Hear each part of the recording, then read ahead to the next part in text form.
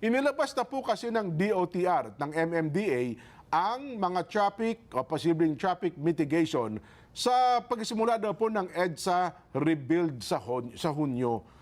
Sa June pa po naman ito, no ha?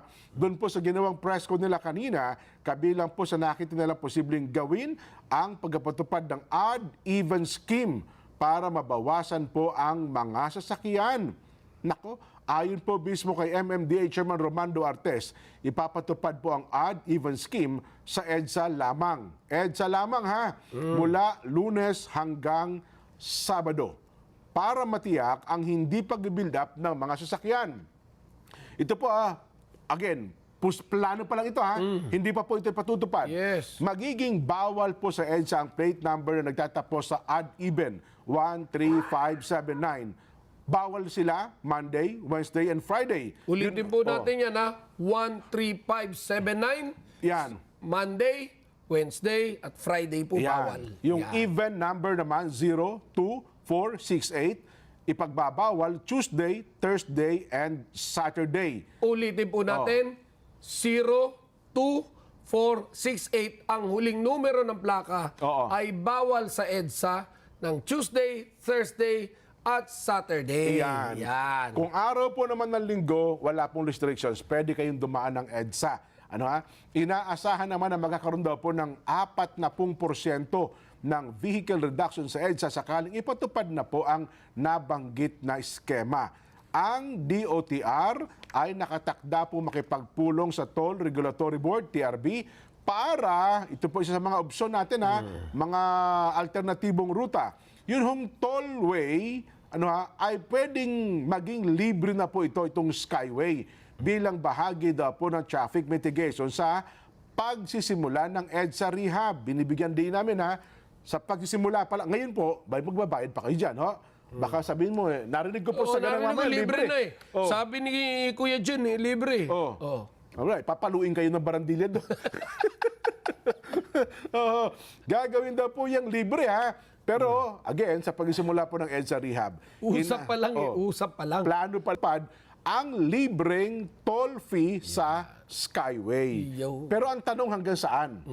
Di ba? Hindi, hanggang doon lang ata sa may Buendia. Buendia, yan. Buendia. So Araneta, dito ano yung pababa, yung sa may pa-entrance mo ng expressway, north. Hindi, mula Caloocan hanggang Buendia. Ayun. Di, pero may Balintawak. Ayun, Balintawak. Mula Balintawak North Diversion. hanggang Buendia. North Diversion area. Baka gusto mo hanggang doon sa... May isa ka pa bang bahay? Meron pa rin. Saan? Doon sa... May mga tinatago ka palang mga Ay, alam mo naman tayo bakit mo kailangang bahay pa? Nabigyan tayo ng bahay ni Acusar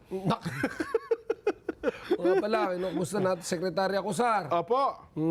Mukhang masaya naman siya. Mamaya, pag-usapan natin yung mga cabinet secretary. Yeah. So yan po, inulit natin Pero, ito ho ngayon, ang ina-implement na ngayon. Ngayon, ito po yung atin hong NCAP. Ayan. Yung CCTV. Yung pong wala na kayo makikitang MMDA na irereklamo nyo. Ito'y camera na lang po ang huhuli sa inyo. Kaya mag-ingat po kayo, baka hindi nyo po alam na araw-araw nyong ginawa at hindi nyo alam, may pagkarating na lang no isang araw, araw-araw din kayo padala ng sulat ng MMDA na sinasabing ang laki na ng multa nyo. Yun. Ipatutupad po sa 5 circumferential road at 10 radial road sa Metro Manila. Una po, sa circumferential road, yun hong C1. Ito palang C1, yan ang rekto. Ang C2, Mendoza, President Quirino Avenue. C3, yan po ang Araneta Avenue. Ang C4, yan pala ang EDSA. Alam lang kasi natin C5, Yeah. Yan yung Yun hong Katipunan, CP Garcia, hanggang Tandang Sora. Yes. Kasi hindi ba natin tinatawag na yung recto ay C1, Hindi. Tsaka yung alam natin, C5, tsaka C3. Yung C3, di ba? C3 din sa dagat-dagatan yun. Pero ito pala ay Araneta. Yes, ito yung Araneta Avenue. Yung radial road naman na tinatawag, yan po yung Rojas Boulevard. Number 2, Taft Avenue. Number 3, R3, South Super Highway. Yan po yung Osmeña Highway, East tsaka West Service Road, at Manila South Road. Yung R4, yan po yung Shaw Boulevard. At yung R5, yan po naman ang Ortigas Avenue. Ito naman pala yung pahalang. Ano ha? Kaya pala tinawag na Radial Road. At saka isa naman ay Circumferential Road. Ganon din po ang R6, Magsaysay Boulevard at Aurora Boulevard. R7, Commonwealth Avenue. Nako, sa Commonwealth, ano ho? Diyan tayo araw-araw dumadaan. R8, A. Bonifacio Avenue. R9, Rizal Avenue. R10, ang Dalpan, Marcos Highway at MacArthur Highway. Yan po yung mga lugar na ipatutupad po ang No Contact Apprehension Policy. Wala ho kayo. Baka mabigla kayo. Hindi ho, wala akong nakitang enforcer. Paano nyo na lamang nahuli kami dyan? Ano ha? Wag na po kayong magtaka sapagkat ang dadalhin sa inyong ticket violation, baka nandun pa po ang picture ninyo. May kasama pa pong picture tsaka video po yan. Yes. Ngayon, kung halimbawa sa tingin niya hindi tama yung paghuli sa inyo, pwede ho kayong mag-contest.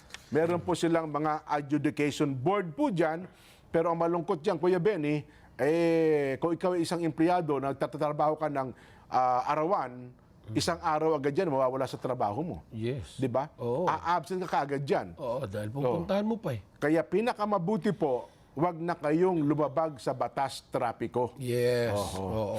At ang katwiran naman ng gobyerno, Oh, lumabag ka eh. yun. Pakialam namin kung di kakain pamilya mo isang araw. Yun na nga. Di ba? oo. So Hindi mo sa atin naman, ang pakiusap natin sa gobyerno, hindi po lahat ng lumalabag sa batas ay sinasadya. Oo. Meron po ay talagang gaya niyan, yung bigla ka na lang maipit ng malaki-laking sasakyan Ayan, yan, oo. at maikabig mo sa kanan, Oo. edi swerving ka na nun. Swerving agad yun, oo. Diba? Oo. And yet makikita mo nakalagay doon sa linya na yung kakanan lang ang dapat nasa kanan. Oo. 'Di ba? So these are the things na dapat i-consider din ng gobyerno. Kung kaya't ang pakiusap natin, gawing efficient yung pagtubos naman. Ayan. O yung oo. pagbayad ng penalty. Oo. Alam mo gaya sa Australia, Oo. Australia, pagka nahuli ka roon, Oo. yung ticket number mo, Okay. ano mo lang, itatawag mo roon sa kanilang hotline Okay. or sa online, yung ticket number mo, ilalagay mo, lalabas violation mo, penalties mo, bayad ka lang credit card, tapos na. Online. Yes, online. Online. Oo. So, sa atin naman po, hindi naman natin sinasabi na ang pagkakamali ay kailangan pagbalambahala. Oo. Pero ang atin ay gawin po nating makatarungan yung pong ating pagpapataw ng parusa. Napaghandaan kaya ito ng MMDA at saka ng LTO? Well, malamang na paghandaan din naman, no? Pero kung hindi man, ay naway pag-aralan kagad at maging... Sa lalong madaling panahon, oo, di ba? sa lalong madaling panahon dahil hindi po biro sa isang maliit na Juan de la Cruz Ay, na oo. ikay mapatawan ng parusa. At saka ngayon po, sa bagong batas ng LTO at saka ng MMDA, halos lahat po ng traffic violation ngayon, tinaasan na ang multa. Yeah. Multa at saka seminar. Yun palang simpleng yung disregarding traffic signs, Kuya Benny, meron palang katumbas sa seminar yan. Meron kasi mga violation na kapag ka nalabag mo, kinakailangan mong mag-seminar. Gaya nung swerving. Yes. Pangalawa, yun yung reckless driving. Bukod sa multa, di ba, magmumulta ka na. Pero requirements pala niyan na ikaw ay mag-seminar din sa mga traffic laws and violations. Ganun ho pala. Pero ang... Baligtad nga sa atin dito eh. Oho. Nauna yung lisensya, Ayun, tama ka dyan. nahuli, Oho. bago nag-seminar. Bago natuto. Diba? Mukhang ano eh. Sa mga batas trapiko, no? Oo. Nako. Anyway, tayo ho naman, magagawa lamang natin dito, magpaalaala sa mga motorista. Kasi kapag ka nandyan na po kayo, sasabihin sa amin, tama pa rin sinabi ni Jen tsaka ni Benny. Kung ako lamang yung nag-ingat. Pero minsan kasi, naalala mo yung ako, no isang araw, nasa EDSA ako, Kuya Benny, mula Bonnie Avenue, sa may itong LRT, MRT. Yes. Di ba, ang tumbok mo niyan, yung crossing ibabaw tsaka yung crossing ilalim. Yes. Mula Guadalupe, binaybay ko na, sinunod ko ng mabuti yung batas trapiko. Kasi ilalim ako ng crossing eh. Sinunod ako. ang haba ng pila, binantayan ko. Samantala yun nasa may gawing kanan ko, ang bibilis ng takbo, akala ko magko-crossing ilalim. Pagdating doon sa may malapit na lugar, biglang magsuswerve na ganun. Ayun, Diba? yung talagang, kumbaga, sisingit. Sisingit bigla. Yung lahat ng, di ba, crossing ilalim ka, no? Crossing ilalim. Yung nandito sa gilid na dapat ay crossing ibabaw sila, Shaw Boulevard. Pagdating doon sa may malapit na sa kanto, Gigit-giting ka. gigit-giting ka, sisingit palang bigla. Talagang maiinis ka ng gusto. Ang haba ng pila na sinubaybayan mo, sinunod Yun sinunod ang mo dapat hulihin. Di ba? Yun ang dapat Yun ang hulihin. swerving Kitang-kita mo Di ba? Ako sa tingin ko dapat tapatan ng ng CCTV. Oo. Ang CCTV dapat doon, HD, para malinaw na malinaw ang Malinaw kuha. na malinaw. Para Tapos kitang-kita kuha pati yung mukha nung nagmamaneho. Oo, yun, At yun. syempre, pagbawal na rin yung makapal na tint sa mga Ganon. kotse. Bawal naman talaga yan Dito kasi sa atin, naging mainit kang panahon, kaya... Oo, pero yung kapal ng tint na talaga na halos wala ka na makita, Oo. may bawal yun Meron Meron sinasaad sa batas natin na nagsasabing bawal yung ganong kakapal. Ganun Na ba? halos itim na, wala ka na makita. Wala talagang super Yes. dark talaga, no? Yes. Kaya syempre, yung mga kriminal dyan sasakay. Oho. Nako. Anyway,